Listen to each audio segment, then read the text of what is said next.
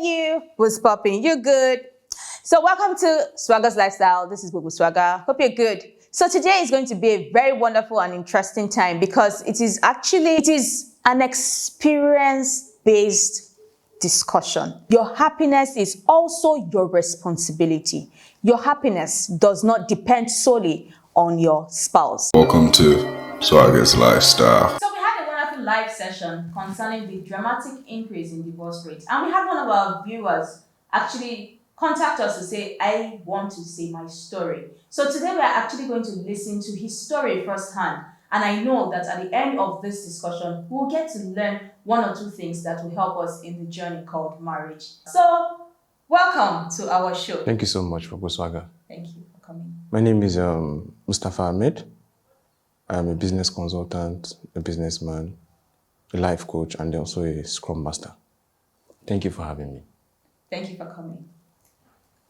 Please share your story. My story, I wouldn't like to say too much, but it was actually a learning curve for me because I got married then in 2014, but I was young, I was naive, I lacked some skills in managing a woman. So I'm happy she left though, because if she had not left, I wouldn't have learned my lessons, but I learned the hard way. But I'm now grown, I'm better, and I now have every skill needed to manage a woman. I was doing some research and I found out that, okay, men are always logical while women are always emotional. With everything, how do you find an equilibrium in a home when you have these two kind of parties thinking along different lines? If you don't manage these things well, everything will crumble. Okay, so I like what you said in the beginning where you said you were not ready, you were still naive, and there were some challenges that you learned from. So we will get into that, but I would like to find out, like, how did you feel during the process of when you were married and you were having those challenges? How were you feeling? What was it like? Because I was young then, I think I was nonchalant. I was nonchalant. I didn't do the things I was supposed to do then. And she was emotional. She knew what she wanted. She was trying to call my attention to it. But I was like, hey, come. This is not what I think marriage should be. This is this. And she felt, oh no, this is not where I want to be. You know? And though there were some stories that emanated, but I still take full responsibility for what happened. My ex-wife was a very, very good woman, irrespective of whatever happened. Parents, they have an important role to play in stopping divorce from happening. Okay. Yes, they have a very important role to play. What I feel is that when your child comes home, mommy, daddy, this is what is happening in my home, this is what is happening in my home, try to find out what is actually happening. There's a proverb in Yoruba language, which I would not like to say, but it's just like, it's an analysis. When you give somebody a hoe, the person will hold to his side now. Nobody holds out, except somebody with high level of religious knowledge and knows that, oh, I'm not supposed to do this, I'm not supposed to do this. So when your child comes home, actually, she's going to tell you stories that would make you see her as the perfect person. That's true. It is up to you as a parent to know that, okay. To investigate. Yes, because the parents who are married, they know what they are passing through. Okay, call the other party. Ask questions. From whatever is being said, weigh your options and see how you can settle it amicably. So you spoke about some of the challenges and some things that you didn't do right. Can you share them with us? I wasn't listening. I like doing things my own way. And there were so many misconceptions from my side and also from our own side. We didn't find that equilibrium. We couldn't get that balance. And like I said, I was young. I was full of life. But I'm still full of life. Yes, I'm still full of life, but with experience now, I have learned from my mistakes. Easing out of that phase when she left was very difficult. Very, very difficult. I wouldn't lie to you, because if I did not love her, I won't say, let's go to the altar. Let's get married. I loved too much. And I had traits of, would I call myself a toxic husband then? No. I had traits of being toxic because I was deeply in love with her. There are ways you handle a woman when you deeply love her. There are so many ways that wouldn't bring out the toxicity. But I did it. I was like, oh, I love you, I love you. And one thing I see with most marriages now is that we just believe in those storybooks that we grew up with, like happily ever after, forever after, you know? That storybook is just storybook. Oh. Fantastic. It's storybook. In fact, but there are people that have this very wonderful marriage. Yes, my sister, you are very correct. But before they get to that wonderful marriage, before they get to that stage of understanding, like in project management now, when you assemble a team, there's something called storming, norming, forming. I've forgotten the last one. Storming, like when you assemble a team, there's going to be storms now. This is how I do my work where I come from. This is how we do it here. How do we assemble? There will be conflict. Yes. When it comes to norming, everything done the set. I now know how this one works. I now know how this one wants to work. I understand this person's cultural background. Like this is why it cannot work at so and so time. Forming, team don't set. Before you say project A is going on, everybody knows what to do. So it's the same thing is applicable in marriage. There is no marriage that storming will not happen first. Let's get it registered. And it is that storming that the youth of nowadays don't want. Once there is one storm, I'm going. And that is what our parents never had. And I don't know how we can inculcate this habit of trying to withstand storms. That are, if you ask your dad or your mom how far they have come, when you hear these stories, you ask yourself, can I actually stay in this type of thing? That's a deep question. So how did you fight for your marriage? I took some steps. I took some serious steps. But there's this song that actually came to my head then by R. Kelly. When the woman is fed up, no matter how you beg, she's not going to come back. That's my story. After she left, I went to see her dad. I spoke to my Islamic clerics. I spoke to my family. I spoke to my mentors. They all stood up. Said, no, Mustafa, this won't happen to you when I'm alive. We all went. The father was like, okay, no problem. It will happen. It will happen. We'll reconcile. I waited for about 9 to 10 months. Wow. I was deeply depressed. You know, it takes a whole lot for you to admit that you actually messed up. You take responsibilities for your actions and inactions and try to make amends. But I am happy she did not come back because I learned the hard way and I have now become better. So now, what did you learn from the process and how did it make you a better person? How it made me better was I reflected so much about the times we shared together, what I did right, what I did wrong. And I spoke to some people, I visited some counselors, and they were like, come, we know you. You have like a form of a dual personality. You're a sweet person with us, you're a sweet person with the public. But it's been observed that when you love someone too much, you demand that kind of love and loyalty from that kind of person, which does not work like that all the time. That's what I'm saying. Your expectation, you had high expectations. Yes, I was like, okay, Romeo and Juliet, now we all know the Romeo and Juliet story. Like, okay, so maybe safe to say you were actually approaching your marriage from the fantasy books that you've read. Yes, oh, I love you, you love me. Let's cohabit, let's coexist. That's all, you know. And I later found out that it's actually not like that. And if her parents were like, oh, let's get these guys back together, I would not learn. I wouldn't know what I know now. I wouldn't. So those are part of the things that made me like, okay, if this kind of irresponsible acts can make me lose a woman I cherish so much, I wouldn't want to lose the next person coming. I get you.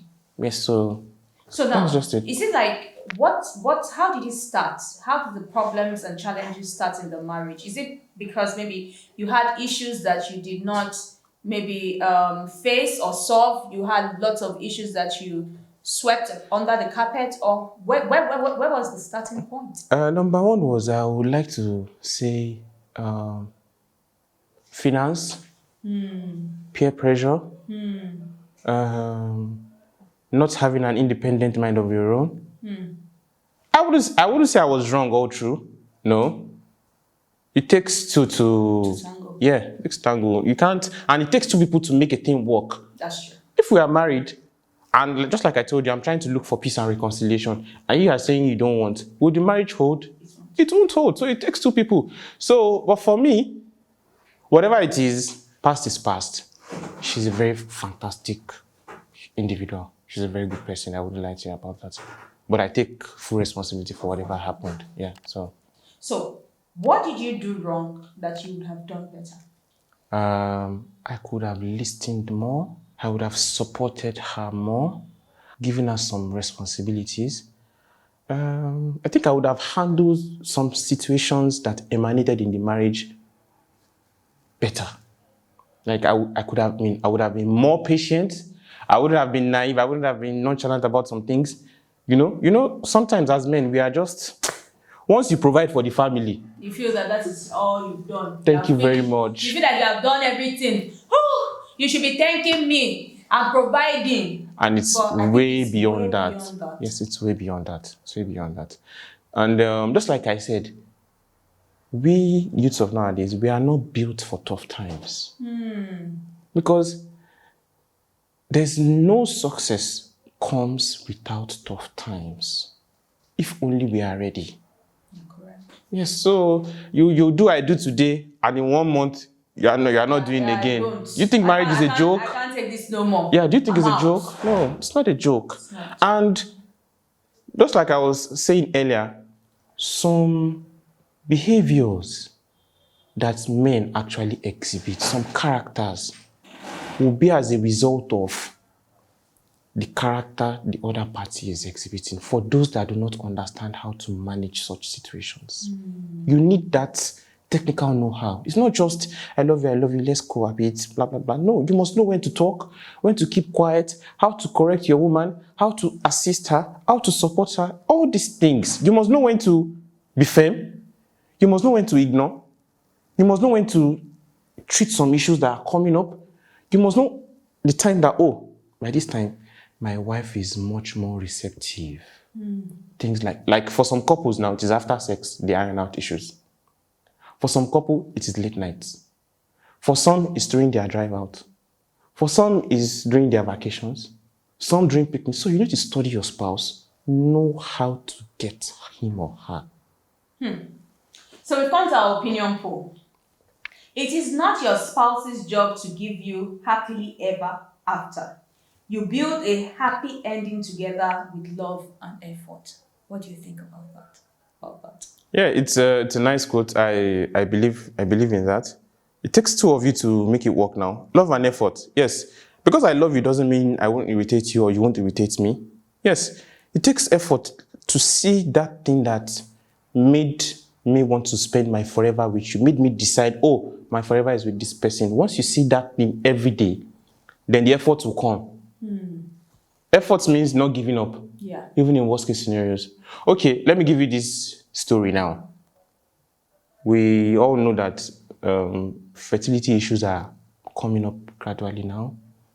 And there are so many quotes now. You see in social media, make sure you run your genotype, make sure you know you guys are compatible, make sure you do your fertility test, do your hormonal profile to see if you guys are fertile or not. When her parents were getting married, I'm sure they did not do all this. No, they didn't. They did not do all this.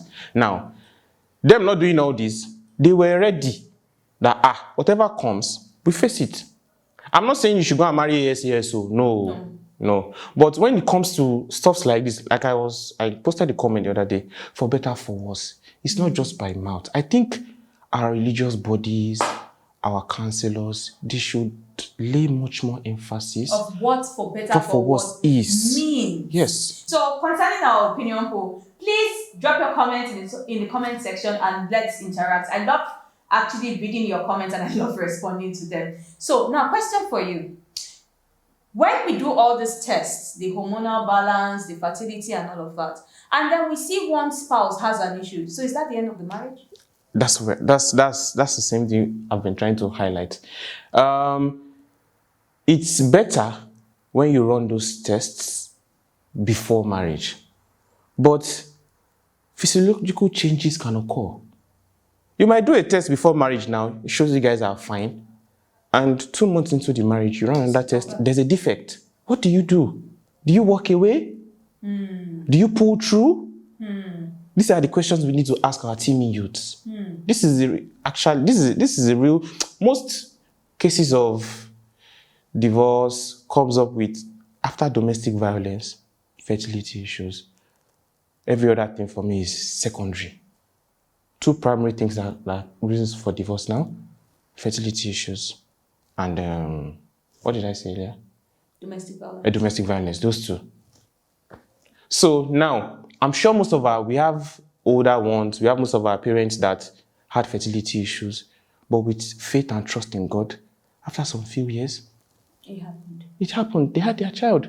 So where is that tenacity in our youth? Where is that doggedness? That's the truth. Because even for fertility issues, there are new things that have come up medically that could actually help. Of course. So for me, I think when people want to go into marriage, what is the reason first? Why do you want to spend your forever with this person? Is it because of children?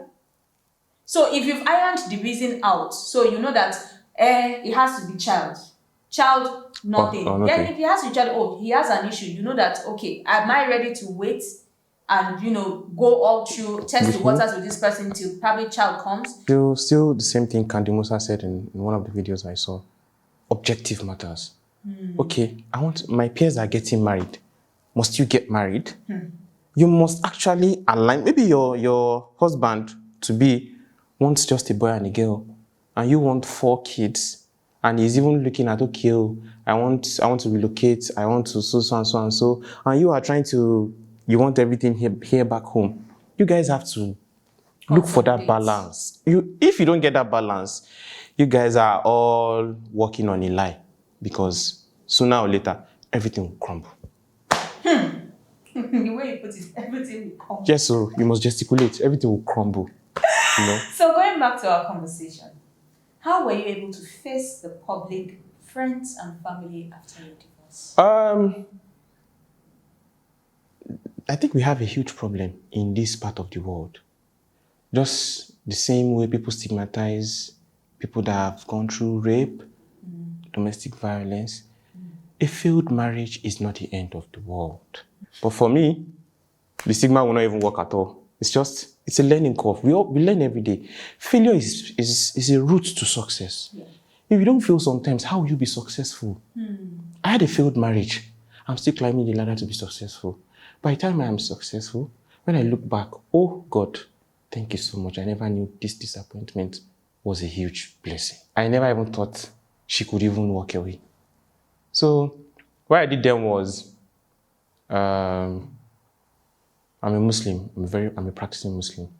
So there's a part I use the Holy Book to console myself.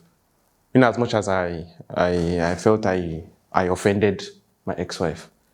There's a part in the Holy Book that says, God says, do you think I would just agree that you believe in me and I will not test your faith?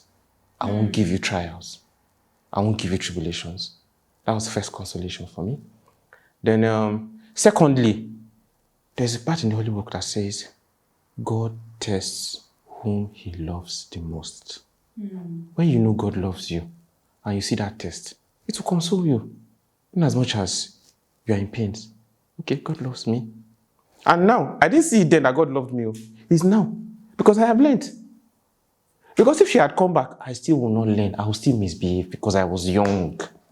I was young, I was free, I was nonchalant about so many things. So I got out of it through the Holy Book. Then I got out through one of my big mommies like that. She's a general in one of the armed forces in Nigeria. So she see me as one of her own. She was always speaking to me, consoling me. Yes, I cried. Anytime I'm with her, I cry. Oh, really? Yeah. Because for you to say that you cried, a Yes. lot of men would say how Yes, no, I cried. I cried. they did you not. know. They just I cried. take it like a man. You're a I man. cried. I fought myself to pray. It was that bad. I fought myself to pray. Life was meaningless. But after about 9 months, I just saw the general's husband one day. And he told me, Mustafa, you have tried your best.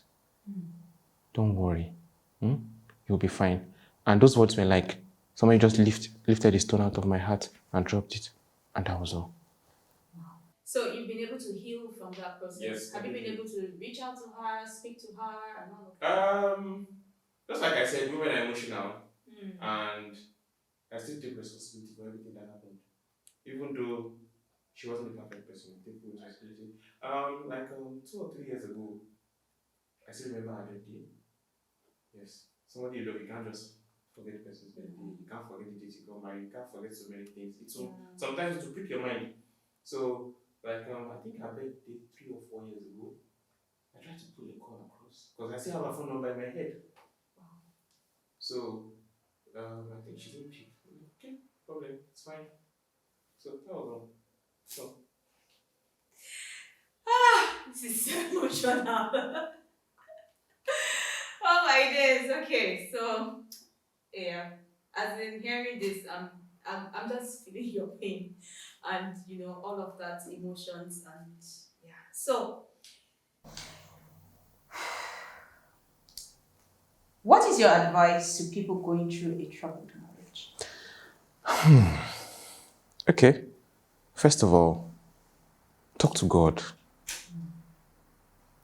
He's the all-seeing and the all-knowing. He knows why he brought you two together. Yes. If you were not meant to be together, he wouldn't make your paths cross. Have that at the back of your mind. And please, leave third parties out of your marriage. Don't share your problems with friends and families. No. You can pull through. You guys are adults, for God's sake. Your friends were not there. You didn't ask your friend if I should marry this person. You didn't ask your parents if I should marry this person. You were like, oh, I like this person. I think I should take you home. I should tell my people I want to spend forever with you. So please, that thing you saw that made you say, I will take you home, please continue seeing it, even if you in your worst moments. There are ways you share ideas with her. There are ways, you make her feel, yes, you made a very valid point. And there are ways you make her feel she's stupid after she has made a very valid point. That was why I said earlier, know when to talk, know when to refrain, know when to keep quiet, know when to show her praises. You know when to do so many things. If you show her praise at the wrong time, it will cause trouble. Yes. So there's a whole lot. Okay, for example now, me and my wife, we are driving out, and naturally, men are wired to be in control. They always want to be in control. I think I know the route. My wife is telling me, no, this is not the route. This is how we are supposed to go. And I pick an offense. You are undermining my authority. Wow. Yes. But there's a way the wife will tell you, this is not the route we passed the last time. Why not let's try this route? Let's see if it will take us there. You can see she has passed the same message across in two different. So this is it. When I talk about technical know-how, it falls down to the guy too. Know how and when and where to correct your wife. Nobody is perfect. She will always make mistakes. I would always make mistakes. When we know how, okay, husband has made a mistake. I should not shout at him in public. Maybe the way I'm getting angry, let me talk to him in the car quickly, let him realize it. Or I wait till night, or when we get home, or when we are having our picnic, or when we go for vacation. These things, they are very, very important. So, in conclusion, can you highlight the things that you feel men should know before they get married, and even while they are in marriage, they should learn? Men, please be very, very patient. Women are wired. It's difficult to see a patient man. Yes, it's difficult, but please, women are wired to test your patience. If you know that now, you will not have problem in marriage. 90% of the time, please ignore your wife's tantrums. Just ignore it if you want to have peace of mind. Because let me tell you something, it might sound stupid. Your wife does everything, and you take it to heart. And you just die one day, beam. Your wife will marry another man, and she will enjoy her life. What she owes you in Islamic religion, 4 months and 10 days for widowhood. After 4 months and 10 days, the 11th day, she is entitled to go and do another wedding and marry another person. Oh, wow. Yes, so please enjoy your life in peace. Love your wife, love your kids, take care of her. But please, whatever she does to you, just take it that it's part of your journey through marriage and life. And forgive, as in, if your wife offends you now, forgive her like yesterday. You have peace of mind. So we've had our giveaway session. Yay! So, what do you have for us today? Okay. I have something small. It's not much, but I hope the people that would have it finally would appreciate it. For this channel, I'd like to give away 2 bottles of perfumes and 2 cans of deodorant. Wow. Yeah. So one perfume and 1 deodorant for 1 subscriber, then the other pair for the other subscriber. I think that's fine. So how would they be able to win this? There's going to be a random selection or a raffle draw of people that watch the channel or subscribe to the channel or through the comment section, whatever the criteria is. I think that should be it. So good luck to you guys, and please subscribe to Swagger TV. Thank you so much. This is so much. So what you have to do is subscribe to our channel and follow us on Instagram. And then when you actually put in the comments how you want to enter in for the giveaway. So with that, we'll do a raffle and 2 people get to win a perfume and a deodorant. Wow, that is fantastic.